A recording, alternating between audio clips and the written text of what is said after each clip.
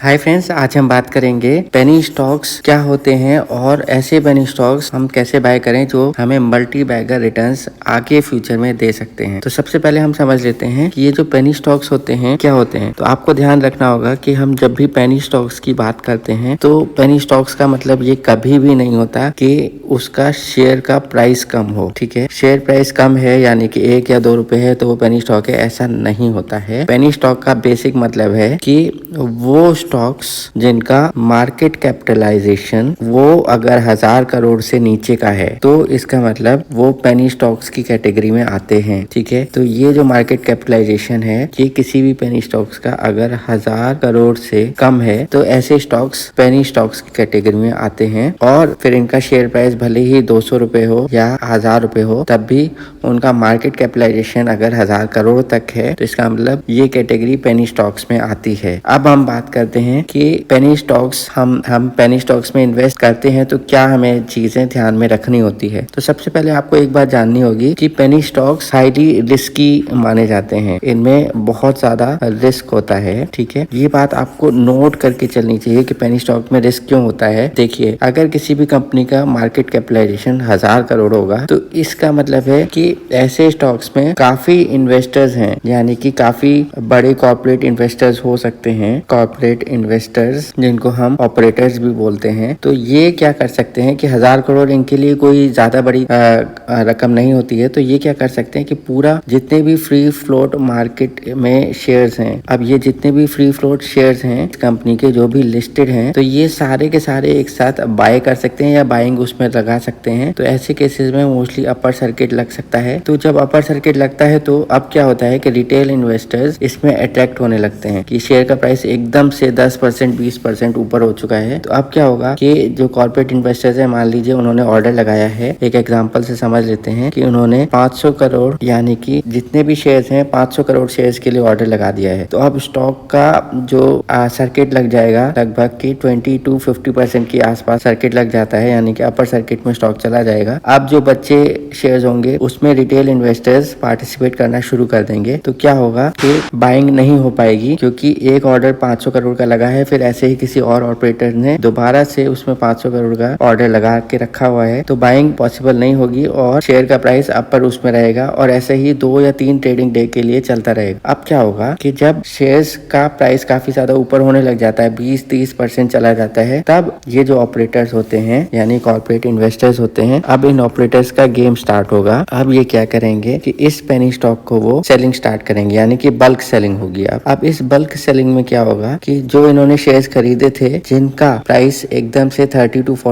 50% हम कह सकते हैं कि अपर सर्किट में चला गया था, अब जब सेलिंग स्टार्ट करेंगे तो जो ऑर्डर्स हैं रिटेल इन्वेस्टर्स के यहाँ पे जो पेंडिंग ऑर्डर यानी कि इनके पेंडिंग ऑर्डर अब लगना शुरू हो जाएंगे और साथ साथ बल्क सेलिंग के लिए ऑपरेटर्स के ऑर्डर्स लगना शुरू हो जाएंगे। तो क्या होगा कि शेयर का प्राइस 30-50% से गिरना शुरू होगा, लेकिन बल्क सेलिंग की वजह से जो ऑपरेटर्स हैं वो 30 to 50% प्रॉफिट कमा लेंगे। और अब जो रिटेल इन्वेस्टर्स हैं यानी कि हम कह सकते हैं कि ऑपरेटर्स जो हैं अब इसमें 30 to 50% के प्रॉफिट में हैं और जो रिटेल इन्वेस्टर्स हैं वो अब एकदम टॉप पॉइंट पर शेयर्स को खरीद चुके हैं, यानी कि एकदम 0% के प्रॉफिट पर हैं। अब क्या होगा कि ऐसे केसेस में अब लोअर सर्किट लग चुका होता है क्योंकि अब सेलिंग पॉसिबल नहीं हो पाती है क्योंकि बल्क सेलिंग हो चुकी है, यानी कि लगभग 1000 करोड़ शेयर सेल होने लगे हैं। 1000 करोड़ की सेलिंग स्टार्ट हो गई है, 500 करोड़ की दो ऑपरेटर्स ने जैसे बाय किए थे। तो अब कोई भी शेयर जो है वो बाइंग के लिए अवेलेबल नहीं है,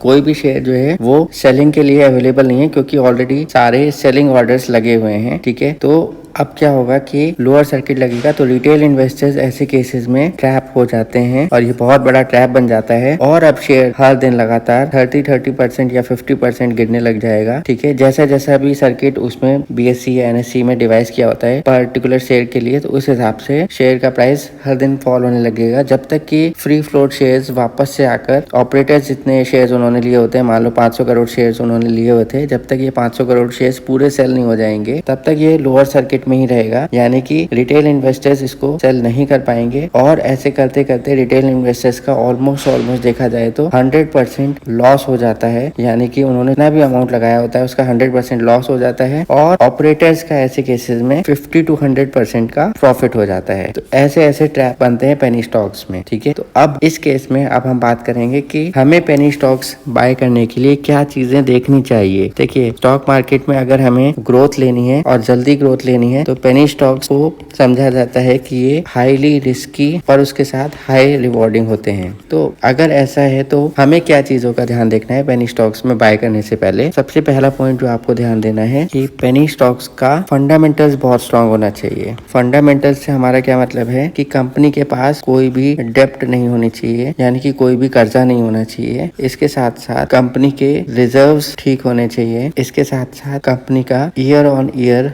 ग्रोथ, हम क्वार्टरली ग्रोथ की बात नहीं कर रहे हैं, ईयर ऑन ईयर ग्रोथ अच्छा होना चाहिए, यानी इंक्रीजिंग मोड में होना चाहिए जब भी कंपनी के रिजल्ट आ रहे होते हैं, ठीक है।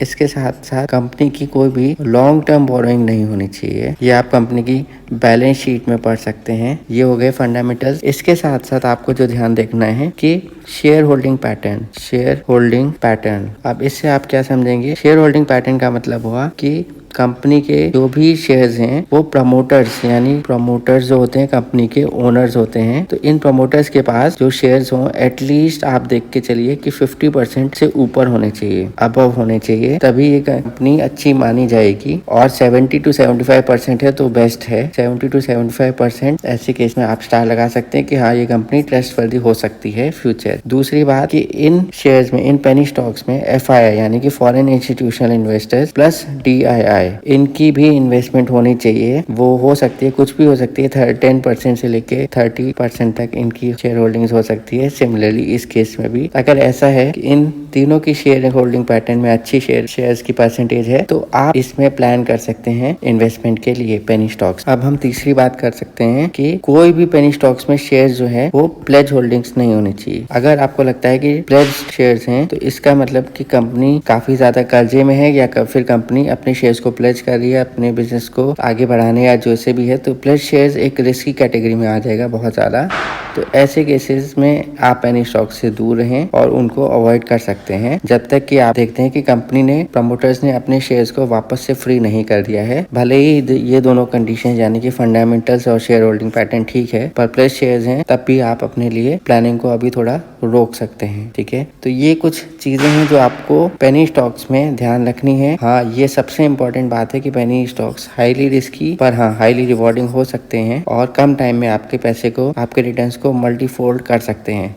पर ये बहुत बेसिक चीज़ें हैं जो आपको ध्यान देनी है पेनी स्टॉक्स में। ये चीज़ें का होना बहुत ज़्यादा ज़रूरी है। और ऐसे अगर स्टॉक्स हैं तो किसी भी दाम पर आप उन प्राइस को, उन पेनी स्टॉक्स को स्टडी कर सकते हैं और अपनी इन्वेस्टमेंट प्लान कर सकते हैं। तो उम्मीद करता हूँ कि आपको वीडियो में बेसिक चीज़ें पेनी स्टॉक्स के बारे में समझ में आई होगी। तो प्लीज़ इसको लाइक करिएगा और प्लीज़ चैनल को सब्सक्राइब करना ना भूलें। मिलते हैं नेक्स्ट वीडियो में, तब तक के लिए बाय बाय।